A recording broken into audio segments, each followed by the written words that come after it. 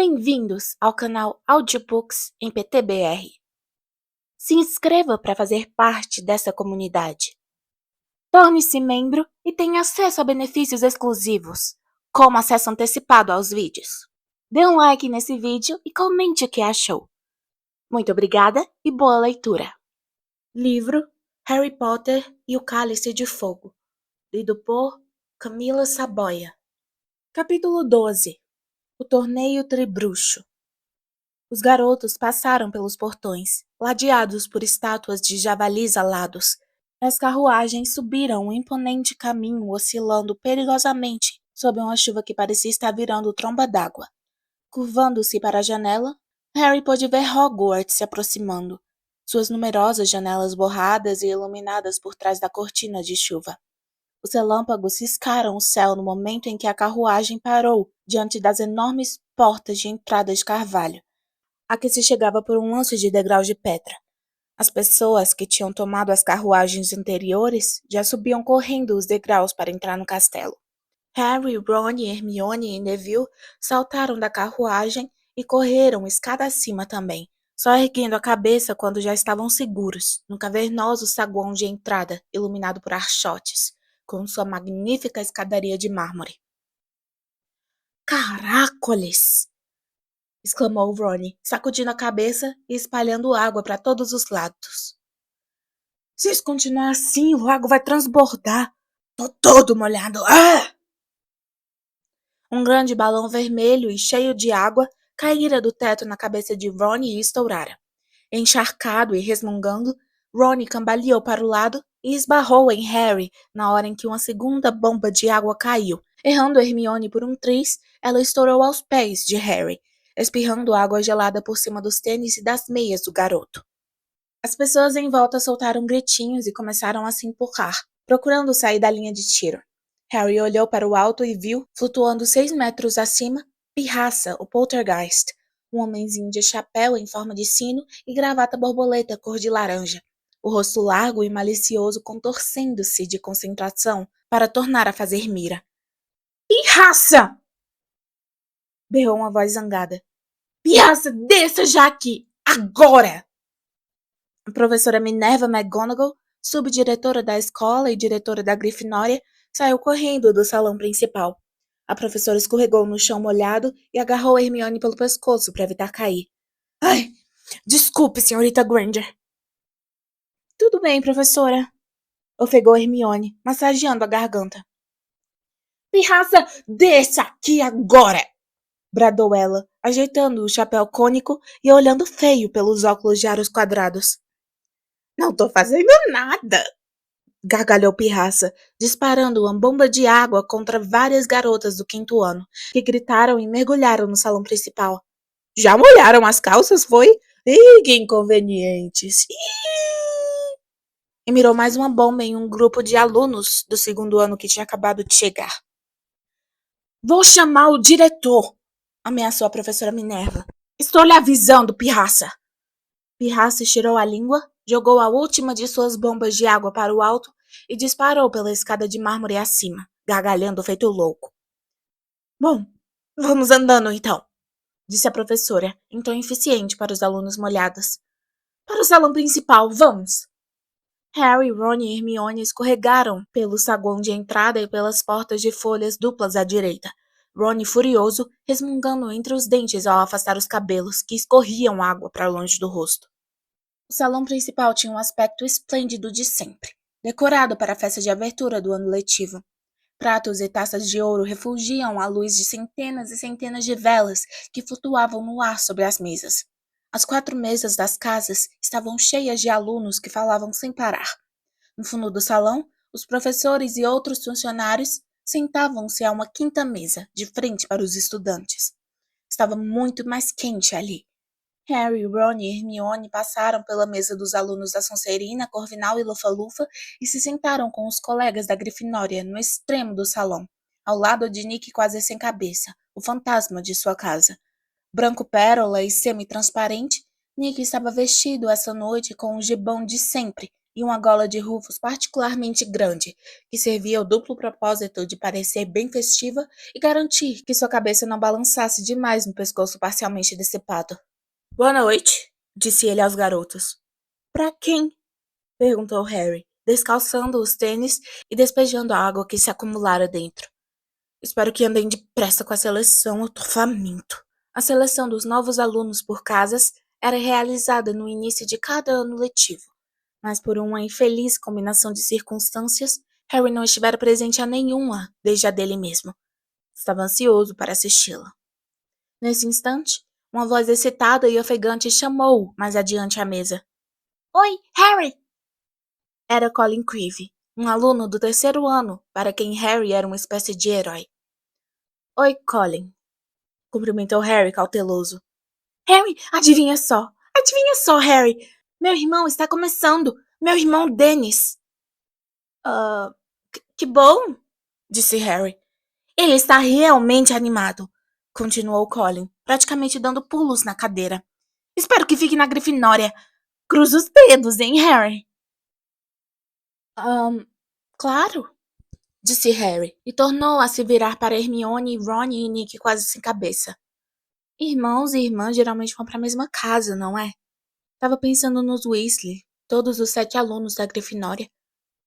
Ah, não obrigatoriamente, disse Hermione. A gêmea de Parvati Patil está em Corvinal, e elas são idênticas. A gente podia até pensar que fosse ficar juntas, não é mesmo? Harry olhou para a mesa dos professores. Parecia haver mais lugares vazios do que habitualmente. Hagrid, é claro, ainda estava lutando para atravessar o lago com os alunos do primeiro ano.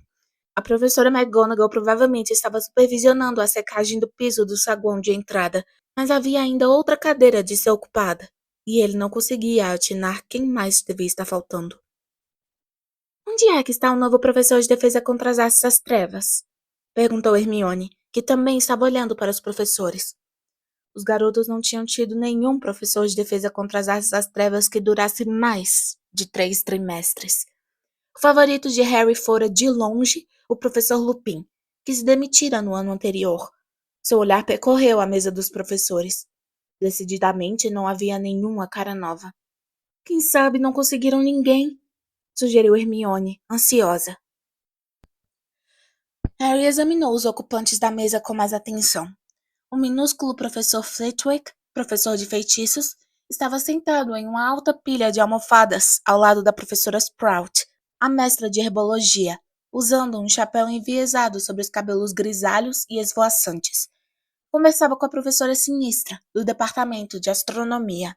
Do outro lado de Sinistra estava o mestre de poções, o rosto macilento, nariz de gancho e cabelos oleosos, Snape. A pessoa de quem Harry menos gostava em Hogwarts. A repulsa de Harry por Snape só igualava o ódio que o professor sentia por ele.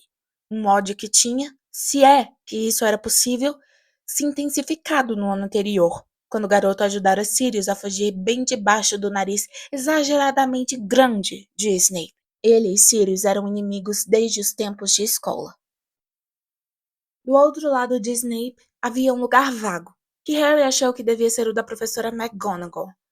Ao lado, e bem no centro da mesa, sentava-se o professor Dumbledore, o diretor, seus cabelos e barbas prateados e ondulantes brilhando à luz das velas, suas magníficas vestes verde escuras, bordadas com luas e estrelas. Dumbledore tinha as pontas dos dedos longos e finos, e ele apoiava nelas o queixo, contemplando o teto através dos óculos de meia-lua, como se estivesse perdido em pensamentos. Harry olhou para o teto também. Era encantado para parecer o céu lá fora, e nunca tivera um aspecto tão tempestuoso. Nuvens roxas e negras giravam por ele, e quando se ouvia uma nova trovoada do lado de fora, corria um relâmpago pelo teto.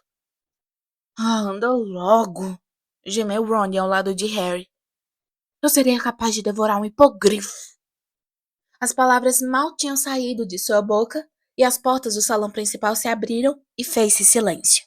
A professora Minerva encabeçava uma longa fila de alunos do primeiro ano até o centro do salão. Se Harry, Ron e Hermione estavam molhados, seu estado nem se comparava ao desses garotos. Eles pareciam ter feito a travessia do lago a nado, em vez de fazê-la de barco. Todos estavam tomados por tremores, em que se misturavam o frio e o nervosismo, ao passarem pela mesa dos professores e pararem em fila diante do resto da escola. Todos, exceto o menorzinho, um menino com cabelos castanho-baços, que vinha embrulhado em um agasalho que Harry reconheceu ser o casaco de pele estopeira de Hagrid. O casaco era tão grande que o garoto parecia coberto por um toldo escuro e peludo. Seu rosto miúdo aparecia por cima da gola, quase dolorosamente excitado. Quando ele se alinhou com os colegas aterrorizados, viu que Colin Creevy o olhava, ergueu os polegares e falou: "Caí no lago!" Parecia decididamente encantado com o ocorrido. A professora Minerva agora colocava um banquinho de 3 pernas diante dos novos alunos, e em cima, um chapéu de bruxo extremamente velho, sujo e remendado. Os garotos arregalaram os olhos, e todo o resto da escola também. Por um instante, fez-se silêncio. Em seguida, um rasgo junto à aba se escancarou como uma boca e o chapéu começou a cantar. Há 1000 anos ou pouco mais, eu era recém-feito. Viviam 4 bruxos de fama, cujos nomes todos ainda conhecem. O valente Gryffindor das Charnecas, a bonita Ravenclaw das Ravinas, a meiga Hufflepuff das planícies, o astuto Slytherin dos brejais. Compartiam um desejo, um sonho, uma esperança, um plano ousado, de juntos educar jovens bruxos.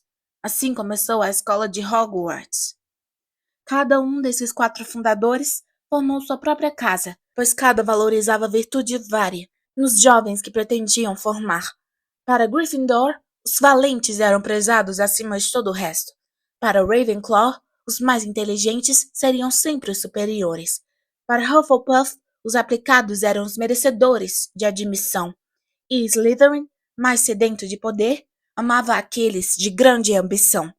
Enquanto vivos, eles separaram do conjunto os seus favoritos. Mas como selecionar os melhores quando um dia tivessem partido? Foi Gryffindor que encontrou a solução, tirando-me da própria cabeça. Depois, me dotaram de cérebro para que por eles eu pudesse escolher. Coloque-me entre suas orelhas. Até hoje ainda não me enganei. Darei uma olhada em sua cabeça e direi qual é a casa do seu coração. Os aplausos ecoaram pelo salão principal quando o chapéu seletor terminou. Não foi essa música que ele cantou quando fomos selecionados, disse Harry, fazendo coro aos aplausos gerais. Cada ano ele canta uma diferente, disse Ron. Deve ser uma vida bem chata, não é, a de um chapéu? Vai ver, ele passa o ano compondo a nova canção. A professora Minerva agora desenrolava um grande pergaminho. Quando eu chamar seu nome, ponha o chapéu e se sente no banquinho, explicou ela aos alunos do primeiro ano. Quando o chapéu anunciar sua casa, vá se sentar à mesa correspondente. Ackerley Stewart. O menino se adiantou, tremendo visivelmente da cabeça aos pés. Apanhou o chapéu, colocou e se sentou no banquinho. Corvinal! Anunciou o chapéu. Stuart Ackerley tirou o chapéu e correu para uma cadeira à mesa de Corvinal, na qual todos o aplaudiam. Harry viu de relance Cho, a apanhadora do time da Corvinal, aplaudindo Stuart Ackerley quando o garoto se sentou. Por um segundo fugaz, Harry teve um estranho desejo de se reunir à mesa da Corvinal também. Baddock Malcolm. Sonserina! A mesa do outro lado do salão prorrompeu em vivas. Harry viu Malfoy aplaudindo quando Baddock se juntou aos alunos da Sonserina. Harry se perguntou se Baddock saberia que a casa da Sonserina formara um número maior de bruxos das trevas do que qualquer outra. Fred e George vaiaram Malcolm Baddock quando ele se sentou. Brandstone Eleanora! Lufa, Lufa! Caldwell Owen! Lufa, Lufa! Creevy Dennis! O miudinho Dennis Creevy adiantou-se com passos incertos, tropeçando no casaco de Hagrid, que nesta hora entrou discretamente no salão por uma porta atrás da mesa dos professores. Umas 2 vezes mais alto do que um homem normal e pelo menos 3 vezes mais largo, Hagrid, com seus cabelos e barbas negros longos, desgrenhados e embaraçados, parecia um tanto assustador. Uma impressão enganosa, porque Harry, Ron e Hermione sabiam que o amigo possuía uma natureza muito bondosa. Ele deu uma piscadela para os 3 garotos ao se sentar à ponta da mesa dos professores e viu Dennis Creevy experimentar o chapéu seletor. O rasgo junto à aba se escancarou. Grifinória! Gritou o chapéu. Hagrid aplaudiu com os demais alunos da casa quando Dennis Creevy, abrindo um sorriso de lado a lado do rosto, tirou o chapéu, recolocou-o no banquinho e correu para se juntar ao irmão. Colin, eu caí na água! Disse ele com a voz aguda, atirando-se no assento de uma cadeira vazia. Foi genial! E uma coisa na água me agarrou e me empurrou de volta para o barco. Legal! Disse Colin, no mesmo tom excitado. Provavelmente foi a lula gigante, Dennis. Uau! Exclamou Dennis, como se ninguém, nem num sonho mais delirante, pudesse esperar coisa melhor do que ser atirado em um lago revolto e profundo e ser empurrado de volta por um gigantesco monstro marinho. Dennis, está vendo aquele garoto lá? Aquele de cabelos pretos e óculos? Está vendo ele? Sabe quem é, Dennis? Harry olhou para o outro lado, fixando toda a atenção no chapéu seletor, que agora selecionava Emma Dobbs. A seleção prosseguiu. Garotos e garotas expressando no rosto variados graus de medo se adiantavam, um a um, até o banquinho de 3 pernas. E a fila foi diminuindo, à medida que a professora McGonagall ultrapassava a letra L. Anda logo, gemeu Ron, massageando o estômago. Ora, Ron, a seleção é muito mais importante do que a comida, disse Nick quase sem cabeça, na hora em que Madly Laura tornava-se aluna da Lufa-Lufa. Claro que é, se a pessoa já tá morta, retrucou Ron. Espero que os selecionados para a Grifinória este ano estejam à altura do time, disse o fantasma, aplaudindo quando McDonald Natália se reuniu à mesa deles. Não queremos interromper a nossa maré de vitórias, não é mesmo? Grifinória tinha ganhado o campeonato intercasas nos 3 últimos anos. Richard Grão, Sonserina, Quirk Orla, Corvinal e, por fim, Whitby Kevin, Lufa-Lufa. Encerrou-se a seleção. A professora Minerva apanhou o chapéu e o banquinho e levou-os embora. Já não era sem tempo, exclamou Ron, apanhando os talheres e olhando esperançoso para seu prato de ouro. O professor Dumbledore se levantara. Sorria para os estudantes, os braços abertos num gesto de boas-vindas.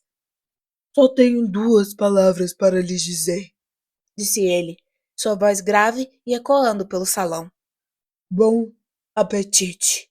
Apoiado, disseram Harry e Ron em voz alta, enquanto as travessas vazias se enchiam magicamente diante dos seus olhos.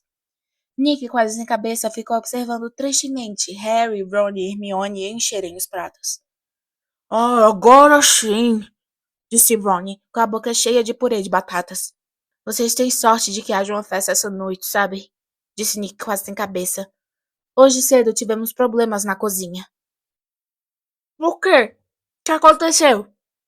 Perguntou Harry com a boca cheia de carne. Pirraça, é claro, disse Nick, sacudindo a cabeça, que se desequilibrou perigosamente. O fantasma puxou mais para cima um rofo da gola. A história de sempre, sabem? Ele queria ver a festa. Bom, isso está fora de questão. Vocês sabem como ele é. Absolutamente selvagem. Não pode ver um prato de comida sem querer atirá-lo longe. Reunimos um conselho de fantasmas. Frei Gorducho foi a favor de dar uma chance à pirraça, mas, muito prudentemente, na minha opinião, o Barão Sangrento fez pé firme. O Barão Sangrento era o fantasma da Sonserina, um aspecto extremamente magro e silencioso, coberto de manchas de sangue prateado. Era a única pessoa de Hogwarts que conseguia realmente controlar a pirraça. Achamos que pirraça estava invocado com alguma coisa, disse Ron sombriamente. Então, o que foi que ela aprontou na cozinha? O de sempre, respondeu Nick quase sem cabeça, sacudindo os ombros. Causou prejuízos e confusão. Tachos e panelas por toda parte. Sopa para todo lado. Deixou os elfos domésticos loucos de terror. Plim! Hermione derrubara sua taça de vinho.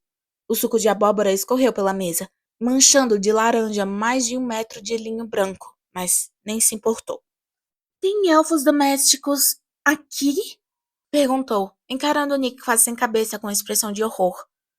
Aqui em Hogwarts. Claro que sim, disse o fantasma, parecendo surpreso com a reação da garota. O maior número que existe em uma habitação na Grã-Bretanha, acho. Mais de 100. Eu nunca vi nenhum, exclamou Hermione. Bom, eles raramente deixam a cozinha durante o dia, não é? Saem à noite para fazer limpeza, abastecer as lareiras e coisa assim. Quero dizer, não é esperado que fiquem à vista. Essa é a marca de bom elfo doméstico, não é?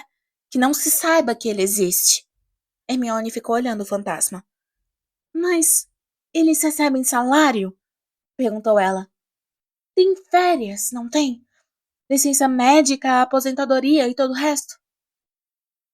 Nick, quase sem cabeça, deu gargalhadas tão gostosas que sua gola de rufos escorregou, e a cabeça despencou para o lado e ficou balançando nos poucos centímetros de pele e músculo fantasmas que ainda a ligavam no pescoço.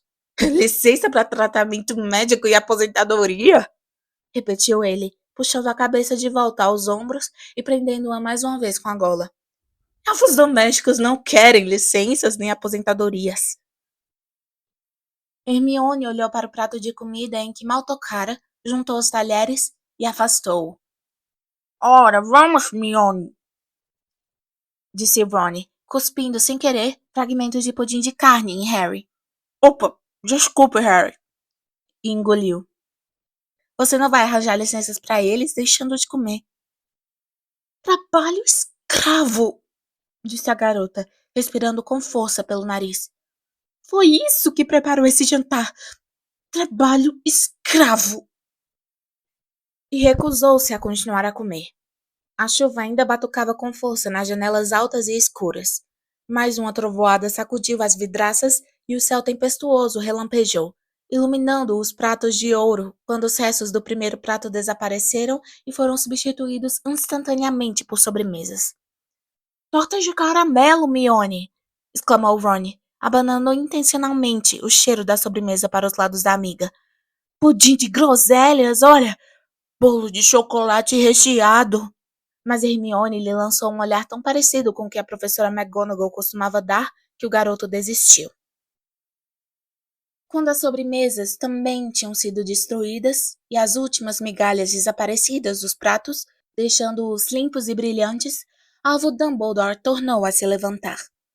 O burburinho das conversas que enchiam o salão cessou quase imediatamente, de modo que somente se ouviam o uivo do vento e o batuque da chuva. Então, exclamou Dumbledore, sorrindo para todos. Agora que já comemos e molhamos também a garganta? Fez Hermione. Preciso mais uma vez pedir sua atenção para alguns avisos.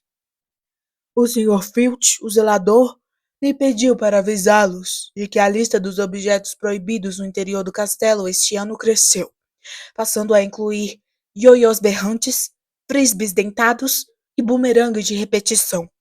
A lista inteira tem uns 437 itens, creio eu, e pode ser examinada na sala do Sr. Filch, se alguém quiser lê-la. Os cantos da boca de Dumbledore tremeram ligeiramente.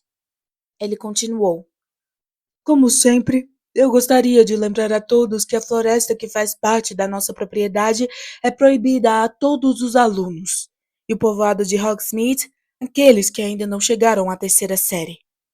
Tenho ainda o doloroso dever de informar que este ano não realizaremos a Copa de Quadribol entre as casas. Quê? Exclamou Harry. Ele olhou para Fred e George, seus companheiros do time de quadribol. Xingaram Dumbledore em silêncio, aparentemente espantado demais para falar. Dumbledore continuou. Isso se deve a um evento que começará em outubro e irá prosseguir durante todo o ano letivo, mobilizando muita energia e muito tempo dos professores. Mas eu tenho certeza de que vocês irão apreciá-lo imensamente. Tenho o grande prazer de anunciar que este ano em Hogwarts... Mas neste momento, ouviu-se uma trovoada ensurdecedora e as portas do salão principal se escancararam. Apareceu um homem parado à porta, apoiado em um longo cajado e coberto por uma capa de viagem preta. Todas as cabeças no salão principal se voltaram para o estranho, repentinamente iluminado por um relâmpago que cortou o teto.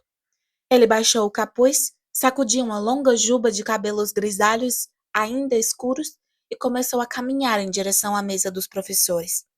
Um ruído metálico e abafado ecoava pelo salão a cada passo que ele dava. Quando alcançou a ponta da mesa, virou à direita e mancou pesadamente até Dumbledore. Mais um relâmpago cortou o teto. Hermione prendeu a respiração. O relâmpago revelou nitidamente as feições do homem, e seu rosto era diferente de qualquer outro que Harry já vira. Parecia ter sido talhado em madeira exposta ao tempo, por alguém que tinha uma vaguíssima ideia do aspecto que um rosto humano deveria ter, e não fora muito habilidoso com o formão. Cada centímetro da pele do estranho parecia ter cicatrizes. A boca lembrava um rasgo diagonal e faltava um bom pedaço do nariz. Mas eram seus olhos que o tornavam assustador. Um deles era miúdo, escuro e penetrante. O outro era grande, redondo como uma moeda, e azul elétrico vivo. O olho azul se movia continuamente, sem piscar, e revirava para cima, para baixo e de um lado para o outro, independentemente do olho normal. Depois, virava de trás para frente, apontando para o interior da cabeça do homem, de modo que só o que as pessoas viam era o branco da córnea. O estranho chegou-se a Dumbledore. Estendeu a mão direita, que era tão cheia de cicatrizes quanto o rosto, e o diretor a apertou, murmurando palavras que Harry não pôde ouvir. Parecia estar fazendo perguntas ao estranho, que abanava negativamente a cabeça, sem sorrir, e respondia em voz baixa. Dumbledore assentiu com a cabeça e indicou ao homem o lugar vazio à sua direita. O estranho se sentou, sacudiu a juba grisalha para afastá-la do rosto. Puxou um prato de salsichas para si, levou-o ao que restara do nariz e cheirou-o. Tirou então a faquinha do bolso, espetou a salsicha e começou a comer. Seu olho normal fixava as salsichas, mas o olho azul continuava a dar voltas na órbita, registrando o salão e os estudantes. Gostaria de apresentar o nosso novo professor de defesa contra as artes das trevas, disse Dumbledore animado em meio ao silêncio. Professor Moody. Era normal os novos membros do corpo docente serem recebidos com aplausos, mas nem os colegas nem os estudantes bateram palmas, exceto Dumbledore e Hagrid. Os dois juntaram as mãos e bateram palmas, mas o som ecoou tristemente no silêncio, e eles bem depressa pararam. Todos pareciam demasiado hipnotizados pela aparência grotesca de Moody para ter qualquer reação, exceto encarar o homem. Moody? Murmurou Harry para Ron. Olho tonto Moody? O que o seu pai foi ajudar hoje de manhã? Deve ser, disse Ron baixo em tom de assombro. O que aconteceu com ele? Cochichou Hermione. O que aconteceu com a cara dele? Não sei, cochichou Ron em resposta, mirando Moody fascinado. Moody parecia totalmente indiferente à recepção quase fria que tivera. Ignorando a jarra de suco de abóbora à sua frente, o homem tornou a enfiar a mão no interior da capa, puxou um frasco de bolso e bebeu um longo gole. Quando levantou o braço para beber, sua capa se elevou alguns centímetros do chão e Harry viu, por baixo da mesa, um bom pedaço de uma perna de pau, que terminava em um pé com garras. Dumbledore pigarreou outra vez. Como eu ia dizendo, recomeçou ele, sorrindo para o mar de alunos à sua frente, todos ainda mirando o olho tonto Moody, paralisados. Teremos a honra de sediar um evento muito excitante nos próximos meses. Um evento que não é realizado há um século.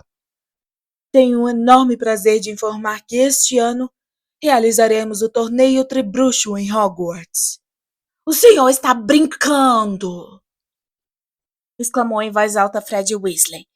A tensão que invadira o salão desde a chegada de Moody repentinamente se desfez. Quase todos riram, e Dumbledore deu risadinhas de prazer. Não estou brincando, Sr. Weasley, disse ele. Embora, agora que o senhor menciona, ouvi uma excelente piada durante o verão, sobre um trasgo, uma bruxa má e um leprechaun que entraram no bar. A professora Minerva pigarreou alto. Mas talvez não seja a hora. Não. Onde é mesmo que eu estava? Ah, sim, torneio Trebruxo. Bom, alguns de vocês talvez já saibam o que é esse torneio, de modo que espero que aqueles que já sabem me perdoem por dar uma breve explicação e deixem sua atenção vagar livremente. O torneio Tribruxo foi criado há uns 700 anos, como uma competição amistosa entre as 3 maiores escolas europeias de bruxaria, Hogwarts, Beauxbaton e Durmstrang. Um campeão foi eleito para representar cada escola, e os 3 campeões competiram em 3 tarefas mágicas. As escolas se revezaram para sediar o torneio a cada 5 anos, e todos concordaram que era uma excelente maneira de estabelecer laços entre os jovens bruxos e bruxas de diferentes nacionalidades. Até que a taxa de mortalidade se tornou tão alta que o torneio foi interrompido. Taxa de mortalidade? Sussurrou Hermione, parecendo assustada. Mas aparentemente, sua ansiedade não foi compartilhada pela maioria dos alunos do salão. Muitos murmuravam entre si, excitados, e o próprio Harry estava bem mais interessado em saber mais sobre o torneio do que em se preocupar com o que acontecera centenas de anos atrás. Durante séculos, houve várias tentativas de reiniciar o torneio, continuou Dumbledore, nenhuma das quais foi bem-sucedida. No entanto, os nossos departamentos de cooperação internacional em magia e de jogos e esportes mágicos decidiram que já era hora de fazer uma nova tentativa. Trabalhamos muito durante o verão para garantir que desta vez nenhum campeão seja exposto a um perigo mortal. Os diretores de Beauxbaton e Durmstrang chegarão com a lista final dos competidores de suas escolas em outubro, e a seleção dos 3 campeões será realizada no Dia das Bruxas. Um julgamento imparcial decidirá que alunos terão mérito para disputar a Taça Tribruxo, a glória de sua escola e o prêmio individual de 1000 galeões. Tô nessa! Sibilou Fred Weasley para os colegas de mesa, o rosto iluminado de entusiasmo ante a perspectiva de tal glória e riqueza. Aparentemente, ele não era o único que estava se vendo como campeão de Hogwarts. Em cada mesa, Harry viu gente olhando arrebatada para Dumbledore, ou então cochichando ardentemente com os vizinhos. Mas então Dumbledore recomeçou a falar e o salão se aquietou. Ansiosos, como eu sei que estarão para ganhar a taça para Hogwarts, disse ele. Os diretores das escolas participantes, bem como o Ministério da Magia, concordaram em impor este ano uma restrição à idade dos contendores. Somente alunos que forem maiores, isto é, tiverem mais de 17 anos, terão permissão de apresentar seus nomes à seleção. Isso? Dumbledore elevou ligeiramente a voz, pois várias pessoas haviam protestado indignadas ao ouvir suas palavras, e os gêmeos Weasley, de repente, pareciam furiosos. É uma medida que julgamos necessária, pois as tarefas do torneio continuarão a ser difíceis e perigosas, por mais precauções que tomemos. E é muito provável que os alunos abaixo da 6ª e 7ª séries sejam capazes de dar conta delas. Cuidarei pessoalmente para que nenhum aluno menor de idade engane o nosso juiz imparcial e seja escolhido campeão de Hogwarts. Seus olhos azul claro cintilaram ao perpassar os rostos rebelados de Fred e George. Portanto, peço que não percam tempo apresentando suas candidaturas, se ainda não tiverem completado 17 anos. As delegações de Beauxbaton e de Durmstrang chegarão em outubro e permanecerão conosco a maior parte deste ano letivo. Sei que estenderão as suas boas maneiras aos nossos visitantes estrangeiros enquanto estiverem conosco, e que darão seu generoso apoio ao campeão de Hogwarts quando ele for escolhido. E agora já está ficando tarde, e sei como é importante estarem acordados e descansados para começar as aulas de amanhã de manhã. Hora de dormir. Vamos andando.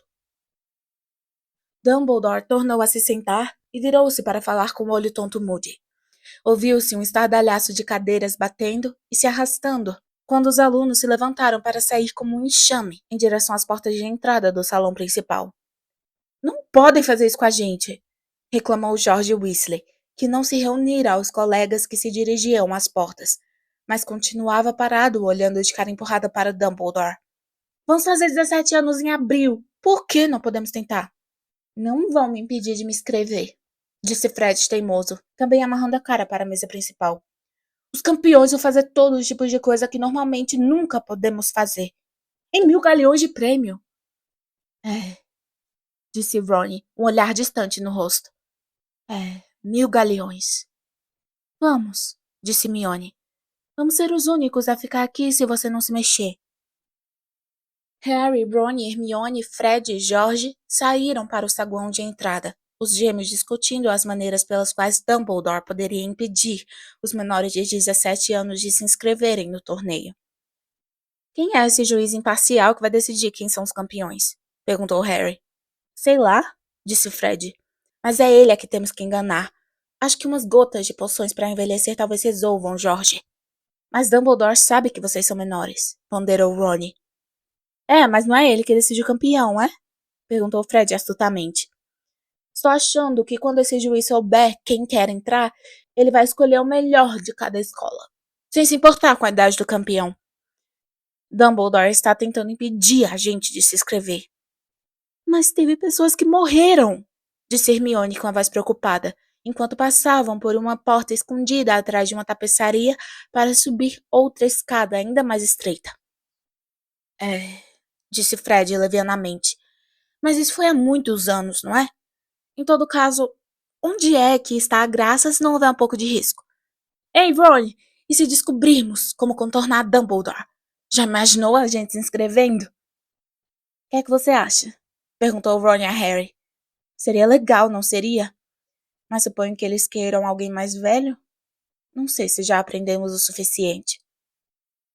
Eu decididamente não aprendi. Ouviu-se a voz tristonha de Neville às costas de Fred e George. Mas imagino que a minha avó vai querer que eu experimente. Ela está sempre falando que eu devia lutar pela honra da família. Eu terei que... Opa! O pé de Neville se afundara direto por um degrau no meio da escada. Havia muitos desses degraus bichados em Hogwarts. Já era uma segunda natureza na maioria dos alunos antigos saltar esse determinado degrau, mas a memória de Neville era notoriamente fraca. Harry e Ron o agarraram pelas axilas e o puxaram para cima, enquanto a armadura no alto das escadas rangia e retinia, rindo-se asmaticamente. Quieta aí, disse Ron, baixando o visor da armadura com estrépito ao passarem. Os garotos se dirigiram à entrada da torre da Grifinória, que ficava escondida atrás de uma grande pintura a óleo de uma mulher gorda com um vestido de seda rosa. Senha? Perguntou ela quando os garotos se aproximaram. Asnice, disse George. O monitor me informou lá embaixo. O retrato girou para frente, expondo um buraco na parede, pelo qual todos passaram. Um fogo crepitante aquecia a sala comunal circular, mobiliada com fofas poltronas e mesas. Hermione lançou às chamas dançantes um olhar mal-humorado, e Harry a ouviu dizer distintamente: Trabalho escravo! Antes de dar boa noite aos amigos e desaparecer pelo portal que dava acesso ao dormitório das meninas.